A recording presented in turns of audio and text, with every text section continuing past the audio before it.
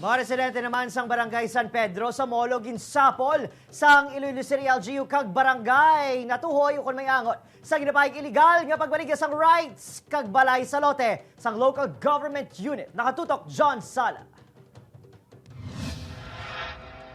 Ginadumilian, period. Ini kabugusan nga mensahe sa pagsinapol kay ina sang aga sa mga residente sang Barangay San Pedro Molo. Barangay officials kaupod ang katapos sang Iloilo City Urban Poor Affairs Office kag Office of the Building Official natuhoy sa namonitor nga baligyaanay sang rights kag balay sa barangay nga nakatindog sa duta nga napanag-iyahan sang syudad. Ginatag sang ikupaw kag obo nga iligal ang ginahimo nga pagbaligya sa mga residente. Ginpaathagan man sila sang ilang mga kinamatarong kag mga proyekto sang syudad nga makabulig sa ila. Wala sang kamo right nga magbaligya sang ginatindugan nyo subong kay hindi na inyo. Palihog, stop ang mga constructions, especially those nga mga permanent structures. Kay may ara kita nga development later on, kanugon lang sila sang yobra nyo. Ginatagan man sang tio ng mga residente nga magpamangkot sa mga opisyales nga nagtambong sa pagsinapol. Pila sa ila ang nagtuad nga mismo sila ang nagabaligya man. So, inaka-resolution sa February pa man.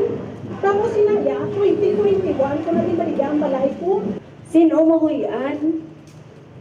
Kami nga pumuluyo, hindi ba barangay official? Ano ang inyo gusto sa San Pedro?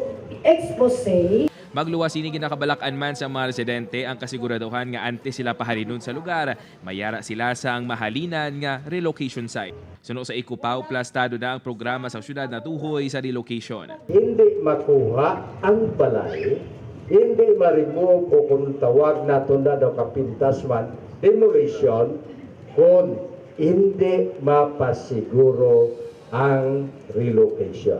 Matag? Okay.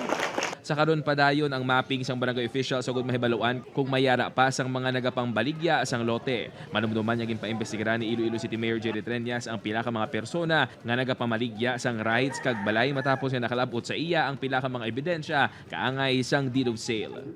Upod kay Sililo Rinduque, John Sala, Buona, Western Visayas.